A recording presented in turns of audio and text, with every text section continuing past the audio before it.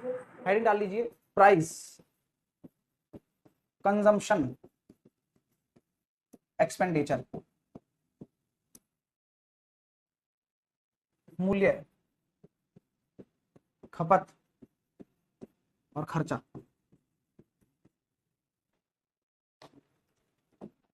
कोई चीज बाजार में 5 रुपए पर केजी की मिल रही है और आप 10 किलोग्राम लेकर आ गए हो तो कितने रुपए खर्च करके आओगे? कोई चीज 7.5 रुपए प्रति किलोग्राम की मिल रही है और आप 12 किलोग्राम लेकर आ गए हो तो कितने रुपए में लाओगे? कोई चीज 10.5 रुपए पर केजी की मिल रही है, आप 18 किलोग्राम ला रहे हो तो कितने रुपए बना लिया आपने? और बना क्या लिया मतलब खर्चा कर दिया ना आपने, कितना कितना आप खर्च करके आ चुके हो। तो आप ये दिमाग लगाओगे कि जो खर्चा बन रहा है कि 5 रुपए पर केजी को 10 किलोग्राम से गुणा करूंगा तभी तो बन रहा है 50 रुपये का खर्चा एक्सपेंडिचर। 7.5 15/2 यानी कि 6 15 6 की 90 रुपए बन रहा है खर्चा। 10.5 21/2 21 × 9 189 रुपए खर्चा। तो ये सारे एक्सपेंडिचर्स हैं। क्यों हो रहे हैं? क्योंकि एक पर्टिकुलर प्राइस की कोई वस्तु आप खरीद कर लेकर आए और कुछ कंजम्पशन भी किया आपने। तो कंजम्पशन इट मींस उपभोग होता है। उपभोग मतलब आप समझते हो कि किसी भी चीज की क्वांटिटी कितनी यूज कर रहे हो आप। भाई जैसे कि आपके परिवार में 2 लोग होंगे तो आपका जो गैस का सिलेंडर है या खाने की सब्जी का जो क्वांटिटी है वो कम लगेगा, कम लोग होंगे तो, यानी कि आपका उपभोग कम हो रहा है। अब जैसे कि मान लीजिए आपका लोग ज्यादा हो गए तो उपभोग ज्यादा होगा, सिंपल सी बात है। अब ये उपभोग जो है वो आदमियों की संख्या पर डिपेंड भी करता है और साथ के साथ एक चीज पर भी करता है कि जहां आप थोड़े थोड़े क्या कहते हैं उस तरह के लोग हैं जहां पर पैसे आपको कम है, मतलब मिडिल क्लास फैमिली से बिलोंग कर रहे हैं हम लोग, तो हम क्या सोचते हैं हमेशा से कि यार एक बजट होता है यार हम, हाँ अरे 105 कहां से हो जाएगा, ठीक है। हम मिडिल क्लास फैमिली से हैं तो हम ये सोचते हैं कि यार किस तरह की चीजें चलनी चाहिए, क्या होगा क्या नहीं होगा, इन सब चीजों पे हमारा विचार रहता है, तो हम एक खर्चा कांस्टेंट कर देते हैं अपना, ठीक है। हाँ, और एक खर्चे कांस्टेंट करने के बाद में आपकी चीजें चलती चली जाती हैं कि भाई आप प्राइस और कंजम्पशन में खेलते हो, फिर आप उसके ऊपर विचार करना शुरू करते आइएगा। चलिए मेरे साथ आपको चीजें और भी बेहतर समझाने की कोशिश करता हूं, ठीक है। आइए, सो बेसिक कॉन्सेप्ट क्या है आप लोगों का कि भाई साहब मान के चलिए कि इस तरह का एक व्यापार चल रहा है कि आप मार्केट में पहुंच गए, ये आपके गांव का मार्केट है और आपका बजट बहुत फिक्स है कि आप 100 रुपए ही लेकर जा रहे हो। अब 100 रुपए में आपको बोला गया कि भाई साहब आपको है ना आलू लेकर आना है। अरे वाह, आलू लेकर आना है। तो जब आपके पिताजी 10 दिन पहले मार्केट में गए थे तो आलू बिक रहा था 20 रुपए केजी और सब्जी के भाव में तो रातों रात वृद्धि हो जाती है। लेकिन आज जो आलू का भाव है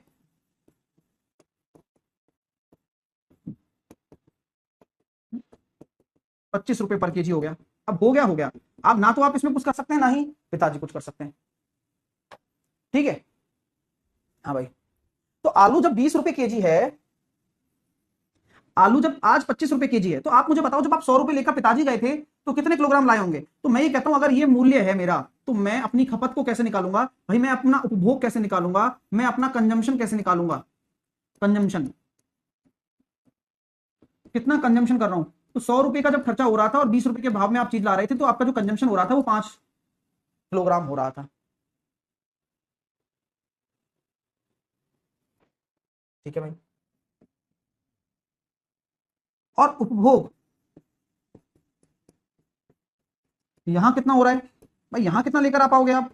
25 रुपए के भाव में अगर 100 रुपए आप खर्च कर रहे हो तो 25 रुपए के भाव में केवल आप 4 किलोग्राम ही लेकर आ पाओगे। तो आपने एक चीज नोटिस करी क्या, क्या कि आप 100 रुपए का खर्चा है आपका, ये खर्चा आपने अगर फिक्स कर दिया है, ये खर्चा अगर आपने फिक्स कर दिया है तो जो प्राइस थी पहले 20 किलोग्राम 20 रुपए थी और बाद में 25 हो गई,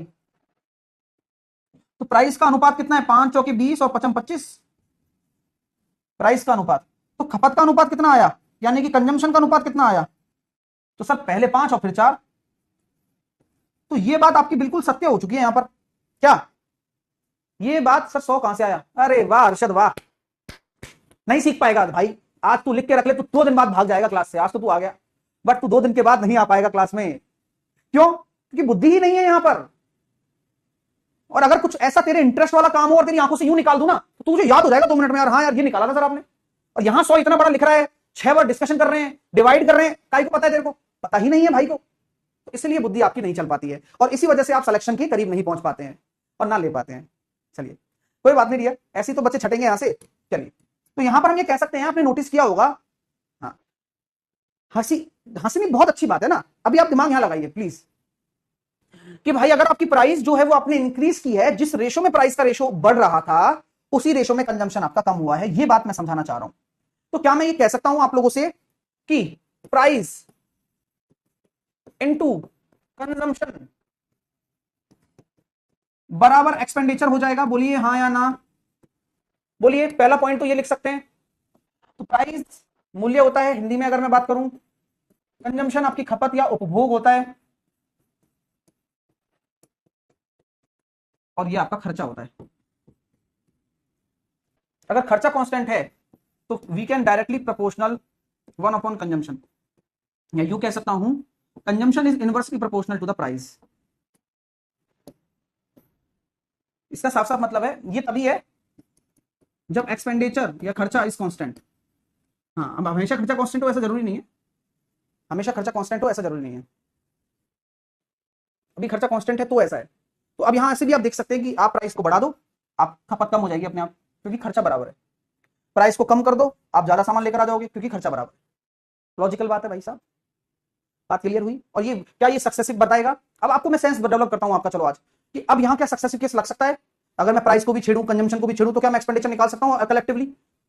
अरे हाँ, देखो कैसे, मैं एक एग्जांपल देता हूं, देखो अब आपकी बुद्धि खुलेगी। अरे यार बात तो सही कह रहे हैं सर। मैंने बोला कि मान लीजिए कि मेरी प्राइस में 10% की वृद्धि होती है और कंजम्पशन में 20% की वृद्धि हो जाती है, तो मेरा एक्सपेंडिचर पर इफेक्ट बताओ, तो कौन सा कंसेप्ट लगेगा यहां पर? अरे अच्छी परसेंटेज है, सक्सेसिव है। और सक्सेसिव क्यों है? क्योंकि बीच में मल्टीप्लाई है। कल सिखाया था मैंने आपको कि अगर कोई दो रेशो भी आ जाए और बीच में मल्टीप्लाई है, इट्स कॉल्ड सक्सेसिव केस। और मल्टीप्लाई नहीं है तो जेएसएम। अभी जेएसएम की बात ही नहीं कर रहे हैं, तो यहां जो केस है वो सक्सेसिव है। अब मैंने तो एक्सपेंडिचर पर ही इफेक्ट पूछ लिया ना। अब यहां एक्सपेंडिचर कांस्टेंट वाला केस क्यों सोचोगे आप? कि आप ये सोचोगे अरे यार रेशो बराबर होना चाहिए। अरे क्यों होना चाहिए? मैंने तो यहां बोला, क्वेश्चन अलग है तुमसे। मैंने ये बोला है कि प्राइस 10% बढ़ रही है, कंजम्पशन 20% बढ़ रहा है, तो खर्चा कितना बढ़ेगा? 32% बढ़ जाएगा, 32%। और कौन सा फॉर्मूला लगा लो यहां पर, क्योंकि अच्छी परसेंटेज है। बुरी होती तो रेशो लगाता। Common sense. तो यहां पर हम फॉर्मूला लगा सकते हैं 10 प्लस का 20 और बस 10 इंटू 20/100। वही प्लस माइनस वाला ध्यान रखना, बस दोनों प्लस में तो कोई टेंशन नहीं है। तो ये पता लग गया आपको कि सक्सेसिव केस वाला उदाहरण है ये। यानी कि प्राइस कंजम्पशन डिपेंड करता है सक्सेसिव केस पर। ये बात सही है, गलत थोड़ी है। और डिपेंड करता है कंडीशन पर। एक्सपेंडिचर कांस्टेंट है ही नहीं तो फिर क्यों उल्टा सीधा करना? अंडरस्टैंड? ग्रेट, बहुत अच्छी बात कही आपने। अब देखते हैं आगे। प्राइस में 20% की वृद्धि हो गई तो कंजम्पशन, ऐसा क्वेश्चन भी बनता है, तो कंजम्पशन कितना परसेंट कम कर दूं यदि एक्सपेंडिचर कांस्टेंट है? ऐसे मैंने बोला एक्सपेंडिचर कांस्टेंट है तो प्राइस कंजम्पशन कितना परसेंट कम कर दें, बता दो। अगला, प्राइस में 14.2/7% की मैंने कमी कर दी, तो कंजम्पशन में इफेक्ट क्या होगा? इफेक्ट मतलब कमी या वृद्धि, यदि एक्सपेंडिचर कांस्टेंट है तो। कंडीशन के हिसाब से काम करो आप। मैं बोलता हूं प्राइस में 37.5% की वृद्धि हो गई, कंजम्पशन पर क्या इफेक्ट पड़ेगा? कंजम्पशन पर इफेक्ट क्या पड़ेगा यदि एक्सपेंडिचर 25% बढ़ जाए? बताइए, तीनों जवाब दीजिए मुझे, मैं तो आपके दिमाग से खेलूंगा। हाँ, और मैं तुम पे दांव लगाऊंगा अब। तो भाई आपने बुद्धि लगाई कि 20% की वृद्धि, आपने सिखाया था सर 5 से 6 हो जाएगा, तो कंजम्पशन 6 से 5 हो जाएगा, क्योंकि अभी सिखाया था उल्टा हो जाता है क्योंकि एक्सपेंडिचर कांस्टेंट है। तो एक की कमी 5-6 के रेस्पेक्ट में, तो कंजम्पशन में 16.66% की कमी आ जाएगी। 14 सही 2/7, तो 7 से कितना हो जाएगा? 6, क्योंकि कमी हो रही है तो कंजम्पशन हो जाएगा, बढ़ जाएगा क्योंकि एक्सपेंडिचर कांस्टेंट है। तो 1/6, यहां भी 16.66 आ गया। यहां लेकिन वृद्धि हो रही है। वृद्धि क्यों हुई है? क्योंकि प्राइस कम हुई तो कंजम्पशन बढ़ गया, यहां प्राइस बढ़ गई तो कंजम्पशन घट गया।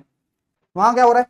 प्राइस 37 3/8 होता है, तो 8 से कितना हो गया? 11, ये प्राइस हो रहा है। कंजम्पशन पता नहीं तो एक्स से वाई मान लो, और एलओसी 25% यानी कि 4 से 5। तो आपको मैंने क्या सिखाया बॉस? आपको मैंने सिखाया या तो आप वर्टिकली काट सकते हो 4 दूनी 8, और 2 को इधर ले आओ, 11 को इधर ले आओ, तो एक्स और वाई 11/10, तो कितने की कंजम्पशन कम होगा? कितना होगा?